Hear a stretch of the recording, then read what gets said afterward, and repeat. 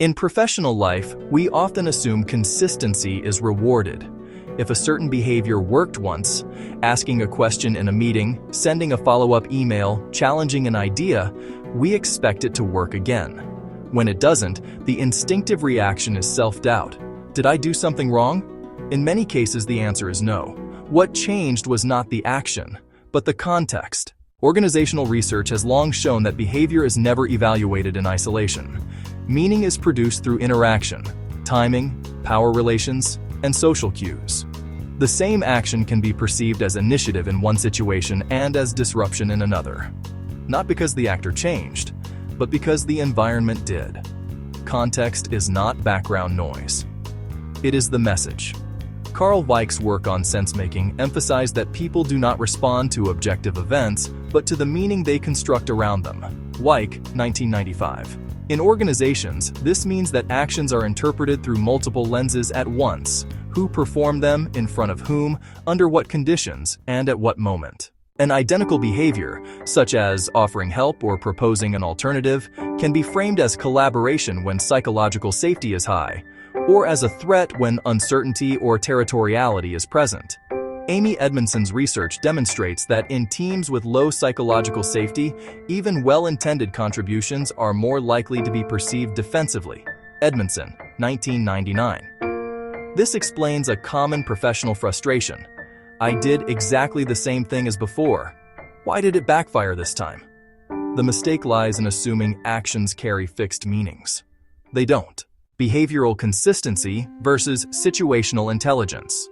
Traditional performance models often reward consistency. Be proactive, speak up, and show initiative. While these behaviors are generally associated with positive outcomes, research on situational judgment suggests that effectiveness depends on adaptability rather than repetition. Mitchell's work on personality and situation highlights that behavior varies systematically across contexts. Mitchell, 1977. In other words, effective professionals are not those who apply the same behavior everywhere, but those who adjust their responses to situational cues. This has direct implications for careers. High performers are often described not only as competent, but as good readers of the room. That ability, sometimes mislabeled as intuition, is in fact a form of social and contextual intelligence, grounded in attention, experience, and feedback. When best practice becomes a liability. Organizational learning literature warns against the uncritical transfer of successful behaviors from one context to another. What worked in one team, culture, or managerial relationship may fail elsewhere because informal norms differ. Argyris and Schoen, 1978. This is particularly visible in global organizations and startups, where employees move rapidly between teams and roles. A communication style rewarded in a flat, informal environment may be penalized in a more hierarchical one.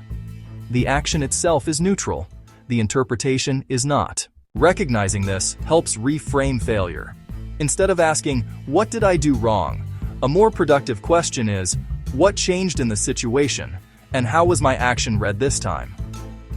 Learning to read shifts, not just rules. Most organizations communicate rules clearly: processes, policies, and KPIs.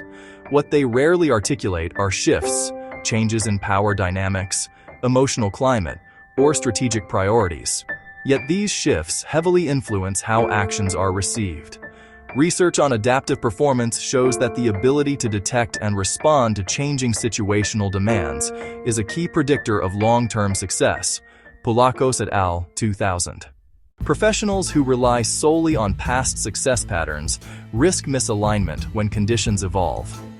This is why feedback that comes as a small correction or unexpected pushback should not be dismissed. Often, it is the system signaling that the context has shifted, even if no one announced it. From repetition to awareness. Professional growth, then, is less about perfecting a single behavior and more about developing contextual awareness. Doing the right thing repeatedly is not enough if the definition of right is fluid.